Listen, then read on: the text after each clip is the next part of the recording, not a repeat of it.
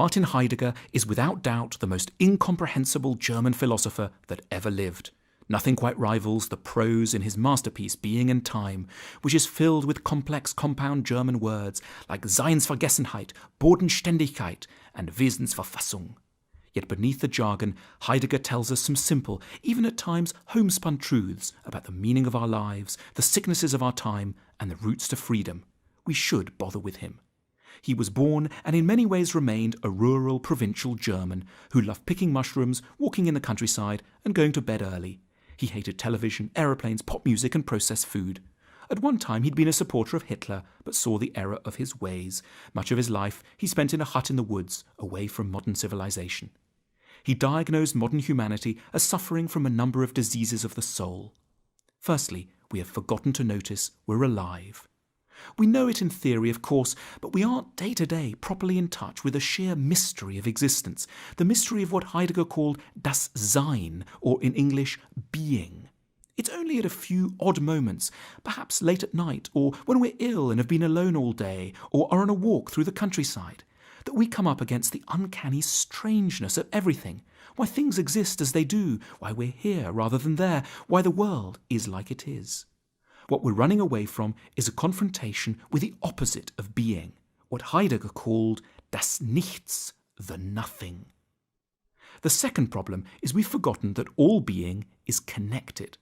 Most of the time, our jobs and daily routines make us egoistic and focused. We treat others and nature as means and not as ends.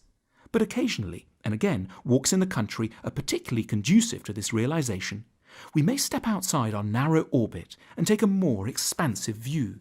We may sense what Heidegger termed the unity of being, noticing, for example, that we and that ladybird on the bark and that rock and that cloud over there are all in existence right now and are fundamentally united by the basic fact of our common being. Heidegger values these moments immensely and wants us to use them as the springboard to a deeper form of generosity, an overcoming of alienation and egoism, and a more profound appreciation of the brief time that remains to us before das Nichts claims us in turn. The third problem is we forget to be free and to live for ourselves. Much about us isn't, of course, very free. We are, in Heidegger's unusual formulation, thrown into the world at the start of our lives, thrown into a particular and narrow social milieu, surrounded by rigid attitudes, archaic prejudices, and practical necessities not of our own making. The philosopher wants to help us to overcome this thrownness, Geworfenheit, as he put it in German, by understanding it. We need to grasp our psychological, social, and professional provincialism, and then rise above it to a more universal perspective. In so doing, we'll make the classic Heideggerian journey away from Uneigentlichkeit to Eigentlichkeit, from inauthenticity to authenticity. We will, in essence, start to live for ourselves. And yet, most of the time, for Heidegger, we fail dismally at this task. We merely surrender to a socialized, superficial mode of being he called they-self, as opposed to ourselves. We follow the chatter, das Gerede in German, which we hear about in the newspapers, on TV, and in the large cities that Heidegger hated to spend time in. What will help us to pull away from the they-self is an appropriately intense focus on our own upcoming death.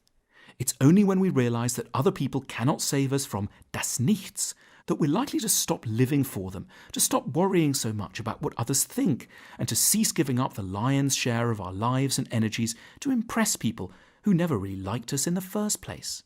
When, in a lecture in 1961, Heidegger was asked how we should better lead our lives, he replied tersely that we should simply aim to spend more time in graveyards. It would be lying to say that Heidegger's meaning and moral is ever very clear. Nevertheless, what he tells us is intermittently fascinating, wise, and surprisingly useful. Despite the extraordinary words and language, in a sense we know a lot of it already. We merely need reminding and emboldening to take it seriously, which the odd prose style may help us to do.